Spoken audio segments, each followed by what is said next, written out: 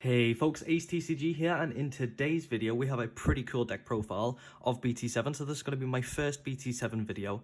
I have already started building some decks, and I have also built Yellow Hybrid, but yeah, this is a deck that I've been really pushing through with a lot. It is LordKnightmon. It's a deck that I've consistently been playing through all of the sets and really excited for, so just thought, if I'm taking a look at my first deck in BT7, this is one that I'm again super excited for. So this list is actually the LordKnightmon Electric Rush combo big whack in one turn flood your board list. It's really cool, very combo reliant, and yeah, it's just pretty fun from what I've seen. Now this is my first attempt at a list. I'll be looking again further down the line at some other things that I might want to make changes to, but this is my first attempt at the list, and then at the end of the video I'm going to go over some of the potential sideboard cards if you're going to the Digifests, because they've introduced a 10 card sideboard and the mulligan as well. So yeah, let's get into the list. Alrighty then, so looking straight into the list is a card that you'll see that I haven't actually ran in LordKnightmon before. It's one that I've been really tempted to run, but basically the idea behind this deck is that you want to set yourself 2-3 security cards, in your security, and then you're going to gain many pluses and benefits, and then you can also activate that effect of Electric Rush to be able to restand your LordKnightmon, getting extremely large amounts of value because of the Anduamon ultimate effect and because of the LordKnightmon effect to be able to play a rookie from the Anduamon, and then with the LordKnightmon effect a rookie or a card with warrior, so you know, the likes of Knightmon. really strong. So yeah, in our Digitarmor we're running with that theme as well. I'm just running the 4 eggs in the form of the BB-mon. I want to hit this. As I said, this is a very combo-ish deck. Now you could run the Uppermon because it helps you draw cards. Drawing cards in a deck where you are wanting to have combo stuff is very important, so it can definitely help with consistency. I'm just giving the BB-mon a go. I'm just super excited to actually be able to give it a go because it's a card that I haven't had the opportunity to really run. Uppermon's just always been the better option, but in this, the one memory can actually come in clutch at times, especially if you don't have the correct stack, or if you haven't hit some of your other pieces. Having this in your stack and then using the Anduamon or Lord Knight ability to play a promo Pulsemon to give you an additional memory can make you have that 2 memory that it's going to take for you to be able to use the Electric Rush options card. So yeah, I like the BB-mon. From the small amount that I have tested this deck, it's pretty cool, it's nice, and I'm not gonna lie, I like flipping my Digitarmor and seeing a really nice orangey yellow egg, so it's pretty cool. Next up, starting weirdly, I'd usually start with this Pulsemon, but we're starting this list with the Bushy Agumon.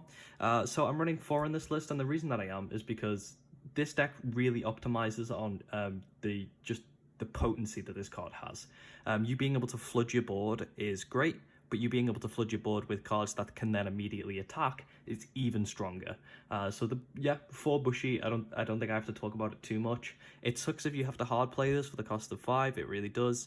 But when you can get like max value out of this, you realize why you want to run the 4. Next up, I'm running the promo Pulsemon. So this is the one that came out in, was it the BT4?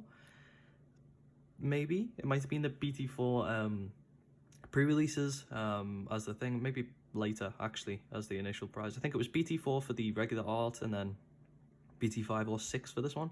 But this is just a normal Pulsemon that you'll see around. With Yellow Hybrid, you don't need this anymore, so it's nice to actually still be able to rely upon it in LordKnightmon. It just has the unplayability of if you have 3 or more security cards, you draw 1 card, which is great. We want to do that in this deck. As I said, it's combo heavy and reliant. And then if you have 3 or fewer security, you gain a memory.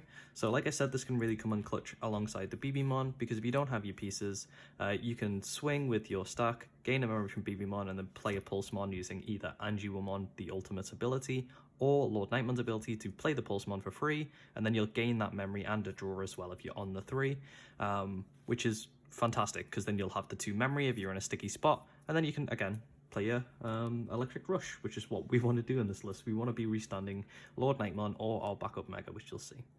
Next up, we have some more Pulsemons. This is the new Pulsemon from BT7. It has a really nice inheritable ability, but again, works with what we want to be doing in this list. It has the inheritant of when attacking, once per turn, if you have 3 or fewer security cards, you gain 2 memory. That's perfect for us because, again, like we're going to gain the 1 memory from the BB-mon, but gaining the 2 memory just secures that we're going to have enough memory to be able to play Electric Rush. But not only that, because we'll have the BB-mon and the Pulsemon, we gain the 3 memory, so then we could potentially play our stuff out, but then also be able to digivolve into higher stacks because it's not going to pass the turnover because we're gaining so much memory, which is pretty cool. We want to see this in our stack. The reason I'm not running 4 of it is because it's kind of a dud when you have to play it from your abilities, but when you get it in your stack, you're kind of happy that you do have it, so 3 is perfectly fine. We have a lot of rookies. Finishing off our Pulsemon lines, we have the Pulsemon from BT6. Now this is another one that I haven't really had the chance to be able to run in the list because it's okay, it is how I would describe it as a card, but in this list it can actually come in super clutch at times, because if you have 5 security, you will not be able to activate like any of your effects, because you're going to need to get down to 3 for BB-mon, for the Pulsemon, double stack for this Pulsemon ability, for Electric Rush itself you need it, and then for Angie-Woman, so it's very heavily reliant on you being on 3, and this Pulsemon can really help. So it has the unplayability of you may trash cards from the top of your security stack until there are 3 left, and then you gain 1 memory for each security you trashed. So say you're in a sticky spot, you put a fantastic stack here with the BB-mon, the Pulsemon, some champion, ultimate, Angie-Woman, and then into LordKnightmon. You can actually swing with LordKnightmon and then play this first using the LordKnightmon ability, activate this card's effect to bring you back down to 3, and then all of your other effects are going to kick off, as well as the Angie-Woman. And not only that, it's worked perfectly because you've gained the 2 memory from this Pulsemon, which means that if somehow you don't have any other way of gaining the memory, you now have the 2 memory needed for Electric Rush. What else on top of that is because you're gaining 2 memory from this at times, if you're on the 5, it means that you could potentially use 2 Electric Rushes in a turn, which is, yeah, if your opponent doesn't have a huge board wipe, it's very, very, very strong. And finishing off our rookies is all reliable Starmon. It's just still very good. It's one of those where I was deck building and I was like, maybe I can drop it now, maybe I can try some other things, but there are just cards that you need to out, especially in this meta. Is it I completely forgot its name. The ice cream dude, Biblimon? No, I'm just thinking of BB-mon now. There's a new white rookie that's just come out in BT7 that is 2000 DP and is super strong, and if you don't remove them when you're playing against hybrids, you're not gonna have a good day. Yes, the age-old classic, Ice Cream Mon. It's Pokemon. I don't know, it's Pokemon. So Starmon can come in clutch to make sure that we're removing those consistently. Yeah, I don't want to have to worry about not being able to remove a rookie on my opponent's board early in the game, so Starmon fixes that. Looking at our champions, we're just going to fly through these. I have 4 of the basic vanilla, well, I say vanilla, it's, yeah, bread and butter sort of thing. It's just the Pidomon here. 1 Digivolve cost blockers, that's still good.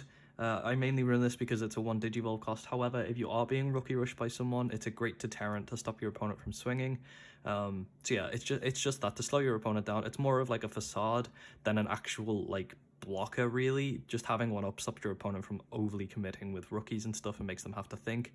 And the more that your opponent has to think, the more chance that they're going to make mistakes, or that you're just going to be able to outwit them. Next up, 8mon. Card is still absolutely great in this list. Being able to swing for 8k with a champion is nice. Green also just got their version of 8mon as well, so that's something to watch out for now. There's maybe not as much safety when you're swinging with this, but it's still great to be able to swing into ultimates with your champions. So yeah, I like the 8mon. I don't think I'm going to switch from the 8mon. And then weirdly, for me anyway, I'm actually running the Gladimon in this list. So the reason that I'm running the Gladimon is it's an okay card, but because I'm going to be restanding the LordKnightmon so much, I actually want more targets than I normally would want with the LordKnightmon effect. So the Gladimon can come in clutch at times to be able to make sure that we're getting the double plays with the LordKnightmon effect and the Angie-Woman ultimate. So yeah, that's why we're running it. It's not too bad, and it can come in helpful sometimes with its on-playability to be able to set your security for a warrior or holy warrior in its type, and then you do get to recover as well. So overall, not terrible, it can actually, like I said, come in really clutch at some moments. So that's why I'm running the 2 of those. Ultimates are really simple. 4 of the Angiwomon. This is the Altar Angiwomon. This is the good Angiwomon, the one that everyone in BT5 was screaming for a limit. And I fully get it now because this deck is fully intentionally abusing the inheritable effect of this Angiwomon. So if you don't know what it does, it has a when digivolving effect of one of your opponent's Digimon gains minus security attack plus -2, which is just really good. Again, another deterrent to stop your opponent from swinging. But the reason that this card is insane is because it has an inherited ability that is when attacking, not once per turn, so you can do this multiple times when swinging. If you have 3 or fewer security cards, you may play 1 yellow level 3 Digimon card from your hand without paying its memory cost.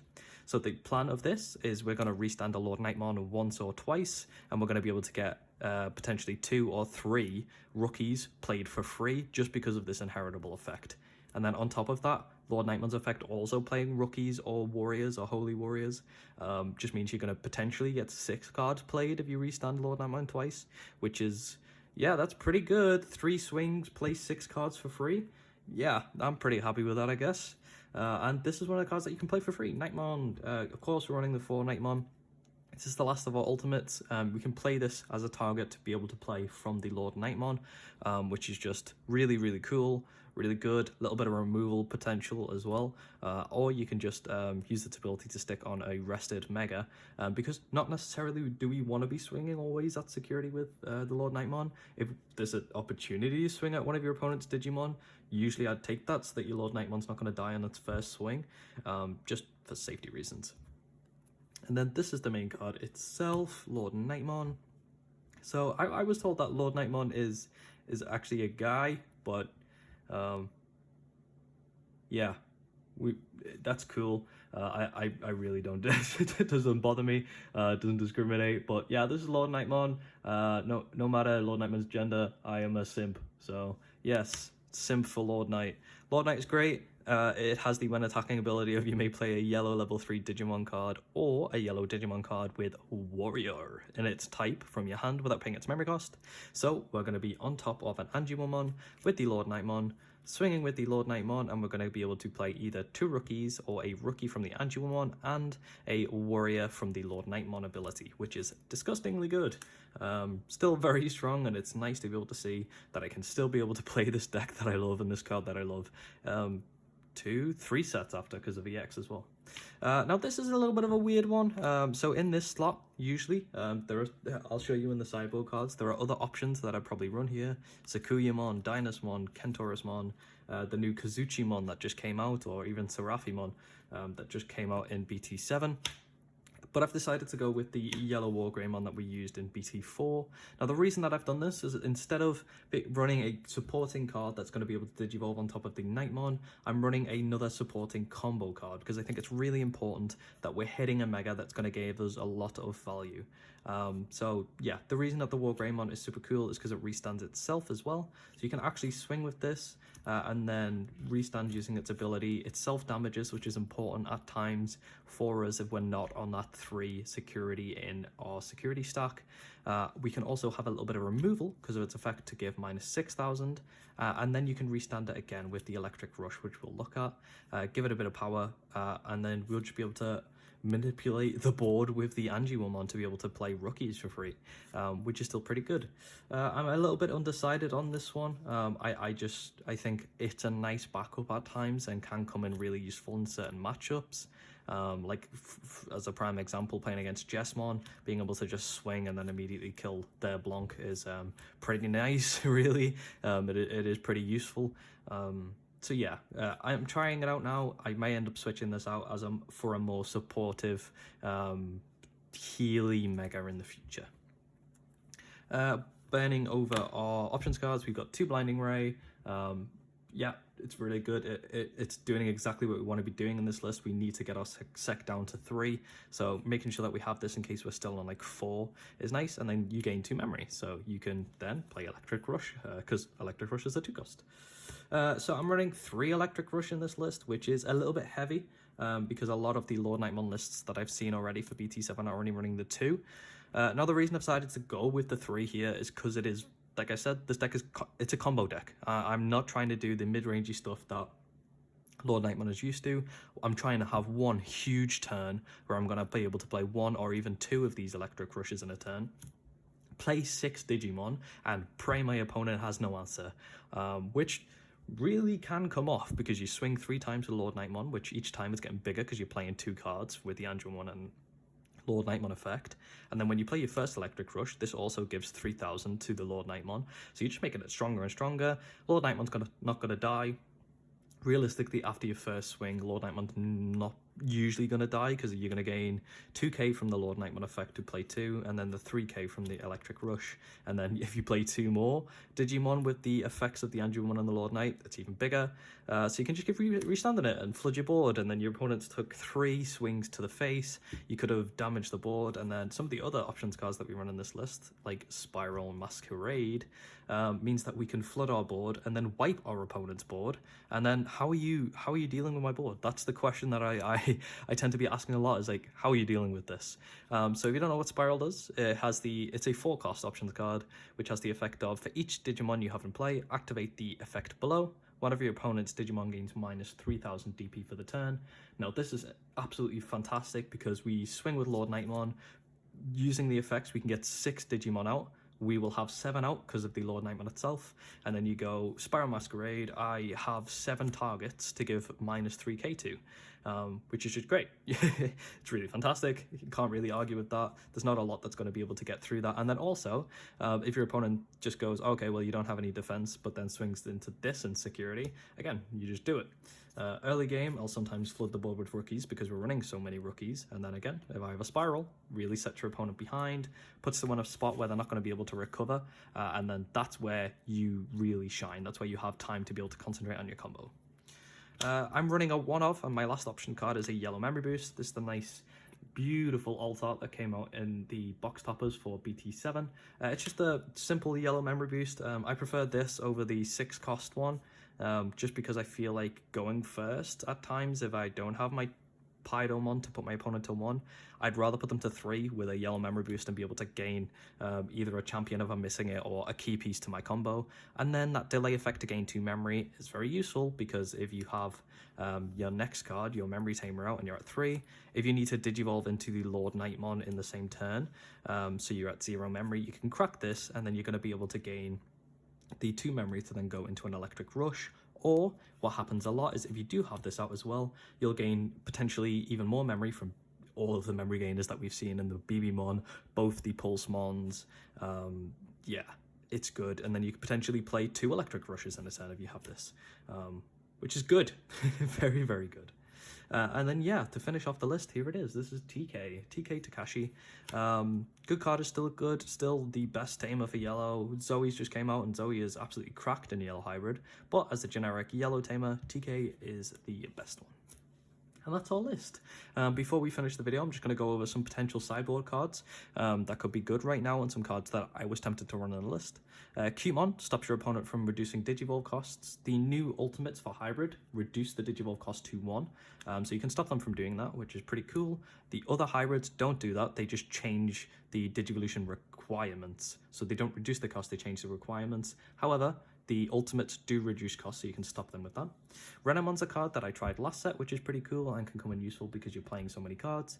It can, on play, give one of your opponent's Digimon security attack -1, which can, again, help your opponent be stall your opponent out. Lucemon is all reliable. A little bit of recovery is always nice. This is kind of a blanket look at just recovery cards. That's one thing that I will potentially change in the future. I might add a few more recovery rookies in to be able to like make sure that we're getting there, sort of thing. But Lucemon is an option. Unimon, again, yeah, just a good blocker. If you're in a meta where there's a lot of removal for those 5Ks, Unimon can always come in useful. This is the recovery Angelmon that came out in the starter deck. Because we are putting ourselves so low with our own abilities, this could be a card that you potentially want to side in against super aggro lists if you're scared that they're going to be able to punch you very hard. Mistymon, if you're playing against Rookie Rush. On play, 2 of your opponent's Digimon gain -3k for the turn. Really cool card. Used to be used in 2-color control. It's good. Shikumon, which is one that can shock your opponent. It's a good sideboard option card. You can give all of your opponent's Digimon with no Digivolution cards a security attack -1, which again can just really stall out your opponent and force them to have to Digivolve on top of all of their board if they went wide. Kantorasmon is a card that's great to be able to stop your opponent if they've gone wide, because you can Digivolve it, and then you give up to 5 of your opponent's Digimon security attack -2, and then it has a nice on-deletion effect of one of your opponent's Digimon gains -11,000 DP for the turn. Sakuyamon is a decent option to be able to slow down decks that rely on building a stack and raising. It's pretty decent against Jessmon as long as they don't have their 1-cost option, the Joust, because otherwise they can just swing into your stuff and wipe your board anyway. But it can come in useful. Another way to deterrent your opponent. Dynasmon is still a really decent card, so like I said, these are probably like the 3 that I'd be tempted to switch the Yellow or Greymon out for, or the new Seraphimon. It's just a great way to get recovery and again stall your opponent out and stick to having at least that 3 that 3 security that we want. Chaosmon Valorams is an absolutely still bonkers card. I wanted to try and find room for it, but I don't think it fits in what I'm trying to do with the combo-esque flood the board list that I'm running. However, it's still a very, very strong card, so potentially could run it. And then 2 little options cards that are pretty decent and have seen minimal play in the past. We have Lightning Paw and we have Purge Shine. They both do very similar things. So Purge Shine says all of your opponent's Digimon gains -3k for the turn. It's a 4-cost option, so it's going to pass your turn 9 times out of 10. And Lightning Paw says main up to 3 of your opponent's level 3 Digimon gain -4,000 for the turn. And then they both have the security effect to activate this main. So this is a bit of a weird one. In security, Purge Shine's better because it targets everything.